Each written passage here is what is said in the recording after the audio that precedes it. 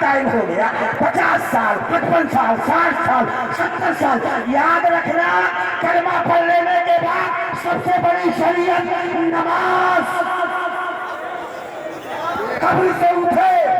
سوالیدے کے صورت کعبے کی زمین پسینے میں ڈوبے ہیں پڑھنا سلام نماز پڑھی تھی تو تم تیتم کم نہ کر سکتے کیا جواب دو گے بن پائے گا کوئی جواب یہ علماء بیٹھے ہیں قرہ بیٹھے ہیں پیران اعظام بیٹھے ہیں یہ کس لیے ہیں یہ سب اس لیے ہیں پیر کی بارگاہ میں جاؤ قرآن کہتا ہے فَاسْأَلُوا أَهْلَ الذِّكْرِ إِن كُنتُمْ لَا تَعْلَمُونَ نماز نہیں آتی اپنے پیر صاحب سے کہو حضور سبحانہ سکھا دے اگر آپ سے الحمد نہیں آتی اپنے امام کے پاس جاؤ اور ان سے کہو قرآن میں آیا ہے فَاسْأَلُوا أَهْلَ الذِّكْرِ إِن كُنتُمْ لَا تَعْلَمُونَ نہیں جانتے ہو تو جاننے والوں سے پوچھو امام صاحب سے پوچھو قاری صاحب سے پوچھو عالم صاحب سے پوچھو مفتی صاحب سے پوچھو پیر صاحب سے پوچھو پوچھتے ایک دن آئے گا بندہ بے نمازی تھا نمازی بن جائے گا ہاتھ کھلانے والا تھا وہ کھلانے والا تھا ایک دن آئے گا قاعدے سے نماز پڑھنے والا بن جائے گا سب وعدہ کرو انشاءاللہ نماز پڑھنا سیکھیں گے سب کہو انشاءاللہ اور نماز یاد ہو گئی تو پھر اس کے بعد میں یہ سیکھنا کہ جو نماز میں پڑھ رہے ہیں اس کا مطلب کیا ہے پھر دیکھو کتنا مزہ آئے گا الحمدللہ رب العالمین تمام تعریفیں اس کے لیے جو 18,000 دنیا کو پال رہا ہے اللہ کی طرف سے جواب آتا ہے میرے بندے نے میری تعریف کی سبحان اللہ کیا نماز میں مزہ ہے کیا کیف ہے کیا سرور ہے جو معراج کی رات سے نماز لے کر کے آئے تھے مصطفیٰ جان رحمت سفر میں ہیں بلال ساتھ میں ہے سفر چل رہا ہے بلال کو روکا نبی نے فرمایا ارحنا بالصلاۃ یا بلال بلال رک جاؤ اذان پڑھو نماز پڑھیں گے دل کو مزہ آ جائے اور ہم نے کیا کرا آج من بڑا دکھی ہے تو کیا کرو گے دردیلے گانا سنوں گا آج میرا آج بڑا موڈ آف ہو رہا ہے بڑی ٹینشن ہے تو کیا کرے گا میں درد بھری غزلیں سنوں گا یار ارے ایک تو ٹینشن اوپر سے ایک تو کریلا اور نیند پہ چڑھے گا ایک تو ٹینشن اور درد بھرے گانے ٹینشن درد بھری غزلیں ابے قرآن میں پروردگار عالم وانی کا بوجھ لگا کر کے فرماتا ہے الا بذکر اللہ تطمئن القلوب سن میرے بندے پیسہ مزہ دیتا ہے پاسورڈ کسی کو پتہ چل جائے اور اے ٹی ایم سے کھسکا کے لے جائے تو یہی پیسہ بڑا بے سکون کرے اور آج سکون دیتی ہے بڑے مجمع میں گالی دینے پہ آ جائے تو اولاد رسوا بھی کرتی ہے اولاد سکون کی چیز ہے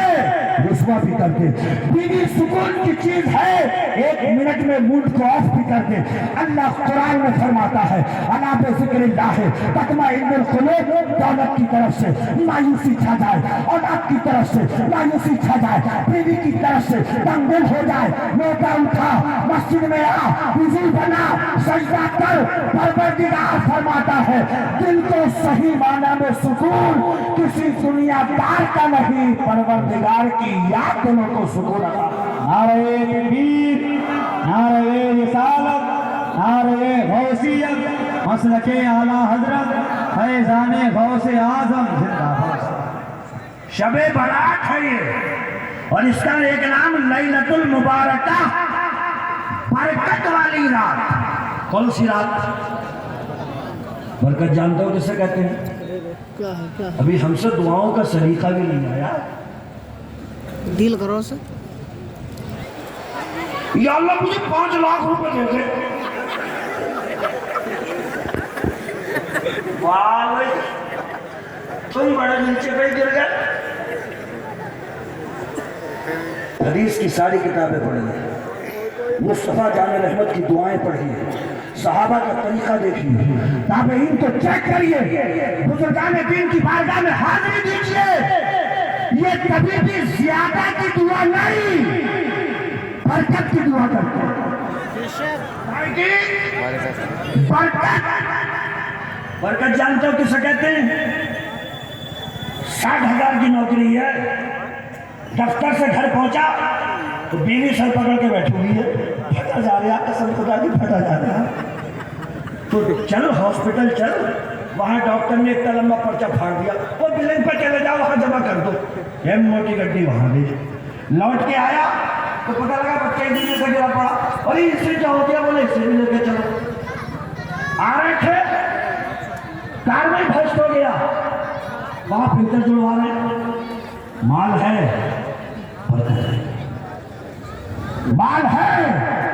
برکت نہیں ہے، برکت اس سے کہتے ہیں کہ خدا کی قسم اگر تھوڑے میں بھی رب برکت ڈال دے، آفس چھوڑا روڈ پہ نکلا، دکانے والے نے کہا کہاں جائیں گے؟ گھر، بیٹھیے میری کار میں چھوڑ دیتا ہوں،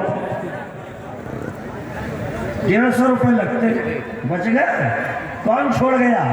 کس نے بھیجا؟ اس کے حکم کے بغیر ذرہ نہیں ہلتا ہے، تو بھیجنے والا بھی میرا پروردگار ہے۔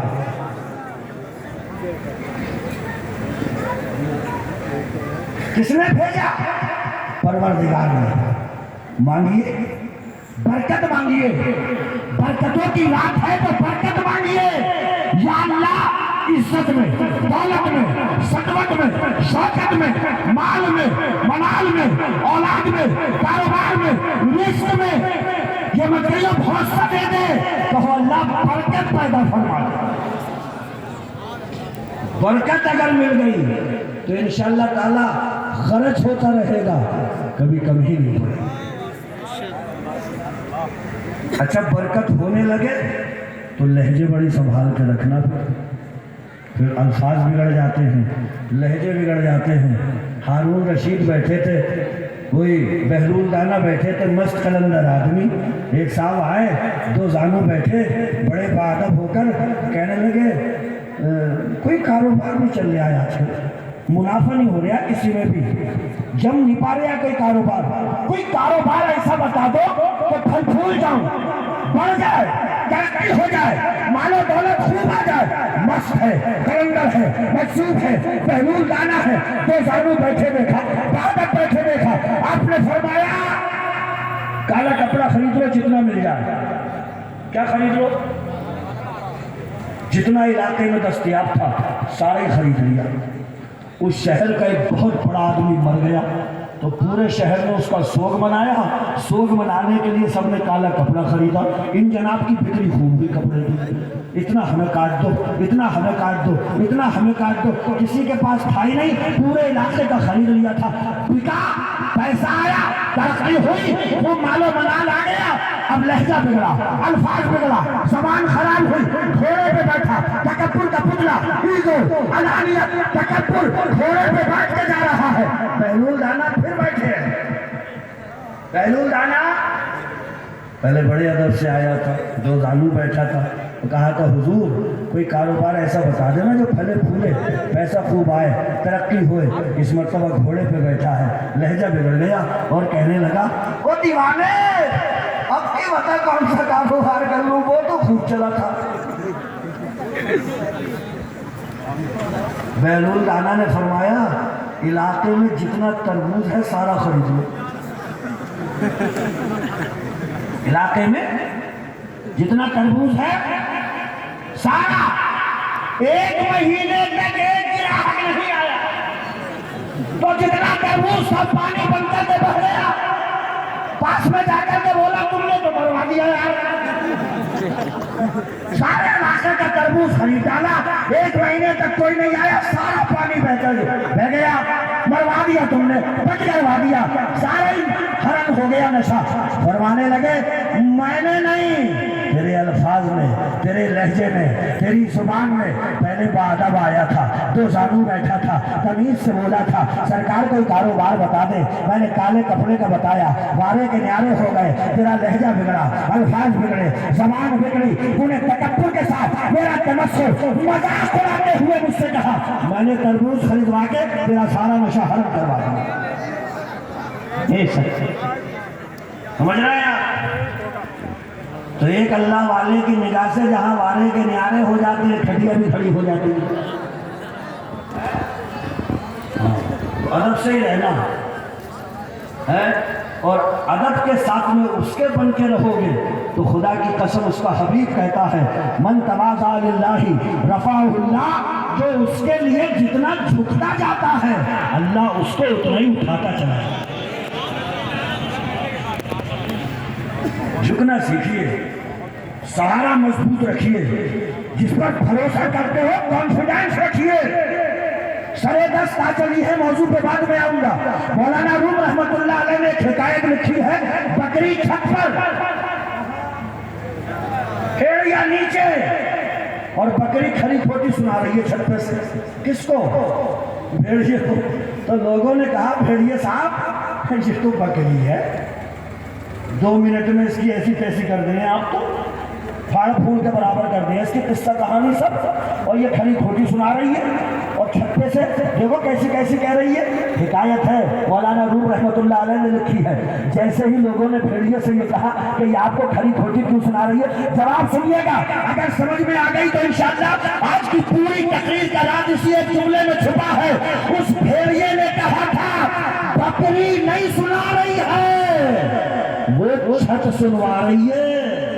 بے شک بے شک. یہ جہاں کھڑی ہے وہ سہارا بڑا مضبوط ہے،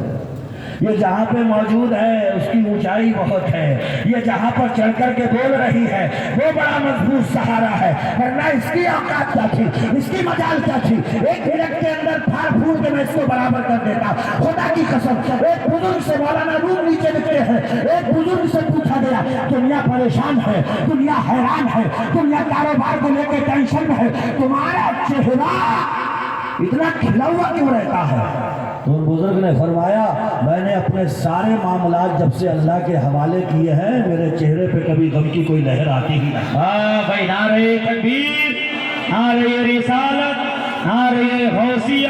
مسلک اعلی حضرت. کس کے حوالے کرو؟ رب کے.